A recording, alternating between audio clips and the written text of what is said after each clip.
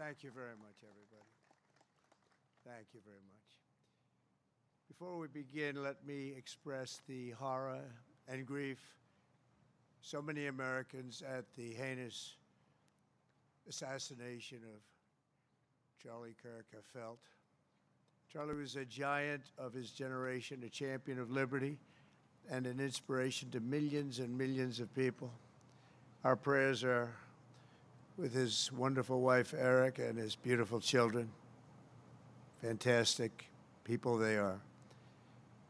We miss him greatly, yet I have no doubt that Charlie's voice and the courage he put into the hearts of countless people, especially young people, will live on. I'm pleased to announce that I will soon be awarding Charlie Kirk posthumously the Presidential Medal of Freedom. The date of the ceremony will be announced, and I can only guarantee you one thing, that we will have a very big crowd, very, very big. Thank you, my fellow Americans. 84 years ago this morning, the banks of the Potomac were filled with the clamor of construction workers who broke ground on the building now known as the Pentagon on September 11th, 1941. At the time, it was the biggest building ever built. From that moment forward, this structure stood as a monument to American strength, power, and cherished American freedom. Exactly 6 decades later, on September 11th, 2001, those same walls, built with the sweat and muscle, blood of our parents and grandparents, were scarred by flame and shaken by terror as our country came face to face with pure evil. On that fateful day, savage monsters attacked the very symbols of our civilization. Yet here in Virginia and in New York and in the skies over Pennsylvania, Americans did not hesitate.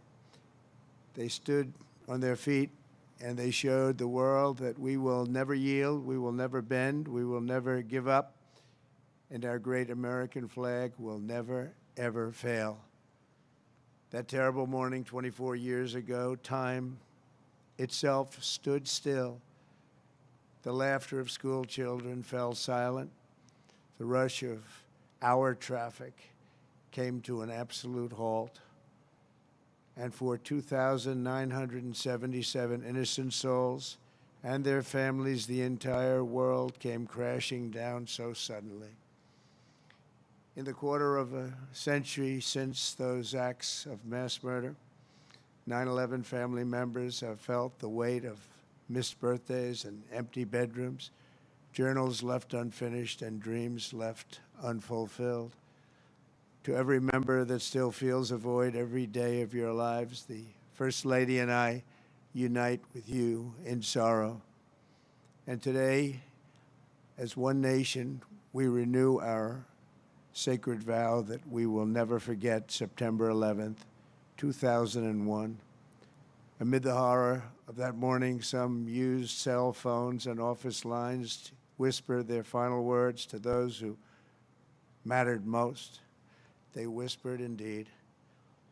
At 8:59 a.m. aboard United Flight 175, Brian Sweeney called his wife, Julie. He told her, "Do good, go have good times. I totally love you. I'll see you again. I'll meet you up there." 4 minutes later, his plane hit the south tower of the World Trade Center. At 9:12 a.m. aboard American Airlines Flight 77, Renee May called her mom.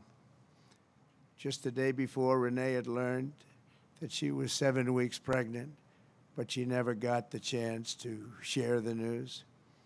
She simply said, "I love you, Mom." 25 minutes later, Renee's plane struck the Pentagon. So violent, a strike it was. At 9:53 a.m. aboard United Flight 93, Elizabeth Waineo called her stepmom. They're getting ready to break into the cockpit. What do? I love you so much. They're going to break in. 10 minutes later, Flight 93 ended in the hallowed field near Shanksville, Pennsylvania.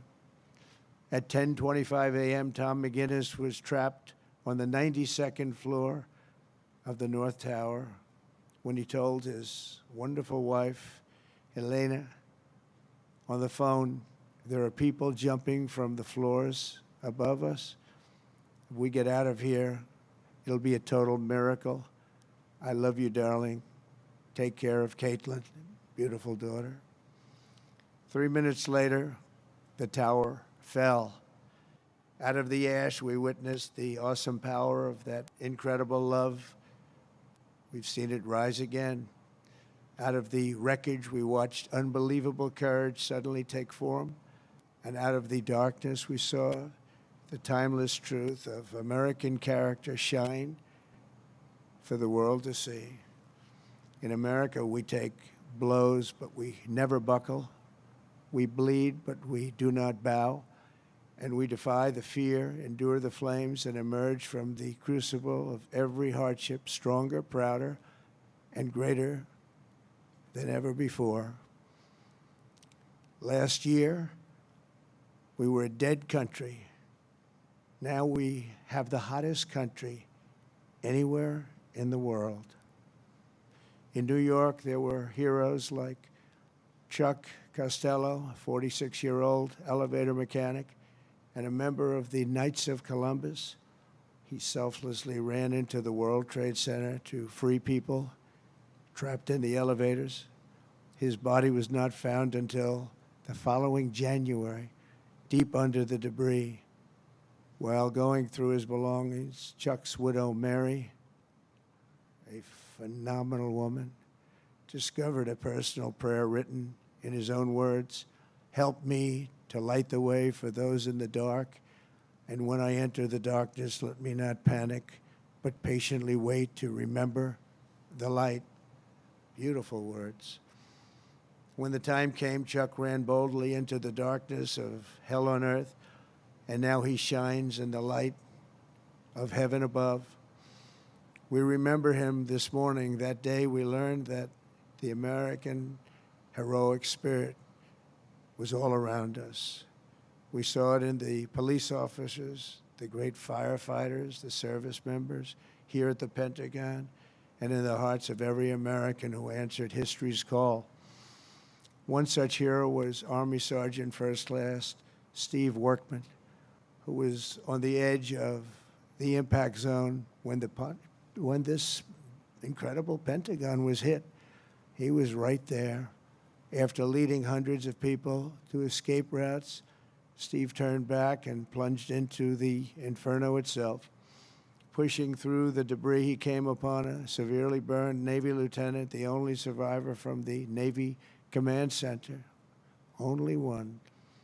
The wounded lieutenant looked into Steve's soul and said, "Don't let me die." Steve replied, "I won't. I've got you. Just hang on." He wheeled the lieutenant out of the wreckage on the back of a maintenance cart before getting in the ambulance and taking him to Walter Reed Hospital. That man Steve saved, Lieutenant Kevin Schaefer, went on to join the elite team of CIA operatives who located Osama bin Laden. Steve, you're an American hero. We appreciate it. We appreciate what you've gone through. Please stand. Please stand. Where are you? Oh, good-looking man. You're a good-looking guy. You remember that day. You remember that day. Good. Thank you very much, Steve. That was something. That was something. In the years that followed, America's warriors avenged our fallen and sent an unmistakable message to every enemy around the world. If you attack the United States of America, we will hunt you down and we will find you. We'll go all over this sometimes magnificent earth. We will crush you without mercy and we will triumph without question. That's why we named the former Department of Defense, the Department of War.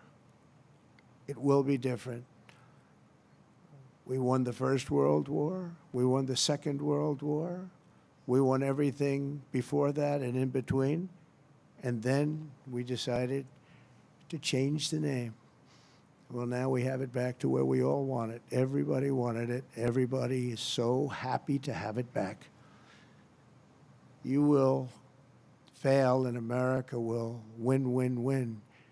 The enemy will always fail. 24 years have passed since that Tuesday morning in September, and an entire generation of Americans have come of age in a totally different world. While they cannot remember the agony of that day, they are carrying on the legacy of those who lost.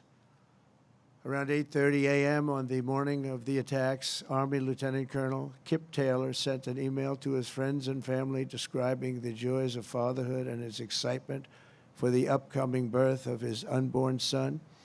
He wrote, after you have kids, there are days that you just get going and you say, "Hi, honey, I'm home." What we do until that moment pales in comparison, but just that little statement, "Hi, honey," so American, so beautiful. But that's really the point of it all, isn't it? An hour after he sent that email, Flight 77 flew into Colonel Taylor's Pentagon office and claimed the life of a very proud father and true patriot. 6 weeks later, on October 25th, 2001, Colonel Taylor's son, Luke, was born. Luke then tragically lost his mom to cancer when he was just 2 years old, leaving him to be raised by his father's brother. As a young boy, Luke asked his uncle about the folded flag on the bookshelf, and when he learned about his dad's decades of devotion to the Army and the horrors of September 11th, that's when he learned. Luke carried that memory with him and joined the ROTC as a college freshman. He graduated just last year, and I'm pleased to say he is with us today as a second lieutenant and doing very well. He's rising quickly in the infantry, preparing for Army Ranger School. The spitting image of his dad, they say, Luke says that every time he puts on a uniform, he feels connected to his father and to our country. But it was a father he never knew. Luke, your parents are together in heaven, and they could not be prouder of the man that they have produced. They produced you. Those two great people produced you. Luke, please stand.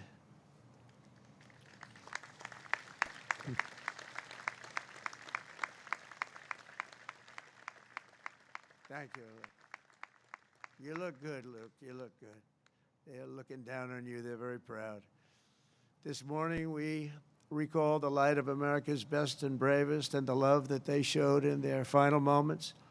In their memory, we make a solemn pledge and a noble promise. We will honor always our great heroes, and you are our heroes. There's a group of people that don't want to talk about our heroes, but we will always talk about our heroes, and that's the way our country is, and that's the way the people feel. We will defend the nation they served, the values they upheld, and the freedom for which they died. We will support our troops, we will protect our families, and we will preserve the American way of life for every future generation. We will build taller, grow stronger, fight harder, and soar higher. And together we will go forward as one people with one heart, one fate, one flag, and one glorious destiny under Almighty God. May God bless the memories of those who died and the heroes who fought and the soldiers who still stand watch. May God bless the United States of America. Thank you very much. Thank you. Thank you.